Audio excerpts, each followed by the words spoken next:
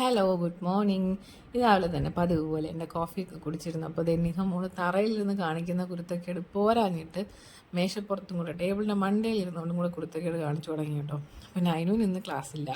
അപ്പോൾ ആളിന്ന് ആഗ്രഹിച്ചതും ക്ലാസ് കാണല്ലേ എന്നാണ്. പക്ഷേ ഭാഗ്യം പോലെ അവരുടെ സ്കൂളിൽ എന്താ പറയുക, സ്പോർട്സിൻ്റെ ടൂർണമെൻറ്റ് നടക്കുന്നതുകൊണ്ട് ഇന്ന് ഹോളിഡേ കൊടുത്തേക്കുവാണേ. അപ്പോൾ അവൾ ക്ലാസ് കാണല്ലേ എന്ന് ആഗ്രഹിച്ചതിൻ്റെ കാരണം ഞാൻ വഴിയെ പറയാം. ഇന്നത്തെ ബ്രേക്ക്ഫാസ്റ്റ് നല്ല അപ്പവും ചൂട് പൊട്ടറ്റോ കറിയായിരുന്നു കേട്ടോ.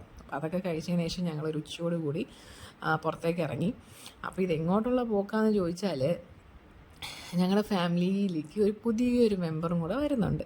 അപ്പം അതിനെ വെൽക്കം ചെയ്യാൻ, സ്വീകരിക്കാൻ വേണ്ടിയിട്ടുള്ള പോക്കാണ്. അപ്പം നൈനൂനും അതിനുള്ള ഭാഗ്യം കിട്ടി, സ്കൂളും കൂടെ ഇല്ലാത്തത് കൊണ്ട്. അപ്പോൾ വേറെ ഒരിടത്തുമല്ല, കിള്ളിപ്പാലം ഏതറിൻ്റെ ഷോറൂമിലാണേ. ഇപ്പം ഞങ്ങളൊരു ഇ വി വെഹിക്കിൾ എടുത്തു. ഏതറിൻ്റെ റിസ്ത ഇസഡ് ആണ് എടുത്തത് കേട്ടോ. അപ്പോൾ ഇന്ന് അതിൻ്റെ കീ കൈമാറുന്ന ചടങ്ങായിരുന്നു. അപ്പോൾ സ്വന്തമായിട്ടൊരു 2 വീലർ വേണം എന്നുള്ള ആഗ്രഹം സാധിച്ചതിൻ്റെ സന്തോഷമായിരുന്നു. എന്താ പറയുക, ഐശ്വര്യമായിട്ട് എടുത്തു.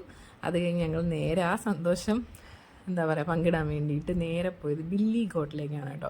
എനിക്ക് തോന്നുന്നു ഇപ്പോഴത്തെ ഒട്ടുമിക്ക മലയാളികൾക്കും അറിയാവുന്ന പ്ലേസും കൂടെ, ലൊക്കേഷനും കൂടെയാണ് ബില്ലി ഗോട്ട്.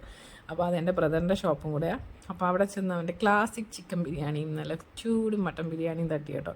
ഒരു രക്ഷയില്ല, എൻ്റെ ദൈവമേ, പ്ലേറ്റ് കൊണ്ട് വെച്ചതേ ഓർമ്മയുള്ളൂ, അപ്പോഴേ കാലിയായി. പിന്നെ അവിടുത്തെ ഒരു യൂണിക് ഐറ്റമാണ് കോക്കനട്ട് ക്ലൗഡ് 9 കേക്ക് കേട്ടോ. എനിക്കൊന്നും വേറെ ഒരിടത്തും ഞാൻ ഇത് കിട്ടാൻ വഴിയില്ല. നിങ്ങളിവിടെ വരുവാണെങ്കിൽ മസ്റ്റായിട്ടും ട്രൈ ചെയ്യണം കേട്ടോ. ബിരിയാണിയൊക്കെ കഴിച്ച് കഴിഞ്ഞിട്ട് ഈ ഒരു കേക്കും കൂടെ കഴിച്ച് കഴിഞ്ഞാൽ എൻ്റെ അമ്മോ സ്വർഗം, നല്ല സൂപ്പറായിരുന്നേ.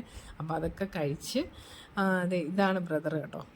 അപ്പോൾ അവൻ തന്നെയാണ് എല്ലാ കാര്യങ്ങളും നോക്കുന്നത്, ഓടി നടന്നിട്ട് നല്ലൊരു ഹാർഡ് വർക്കറും കൂടെയാണ് കേട്ടോ. അപ്പോൾ അതൊക്കെ കഴിഞ്ഞ് ഞങ്ങൾ അവിടുത്തെ ഫുഡൊക്കെ തട്ടിയതിന് ശേഷം നേരെ ലുലു മോളിലേക്ക് വിട്ടു. അപ്പോൾ അവിടെ ചെന്ന് സത്യം പറഞ്ഞാൽ ഫുഡ് കഴിച്ചിട്ട് നടക്കാൻ പോലും വയ്യായിരുന്നു, വയറ് വീർത്തിട്ട്.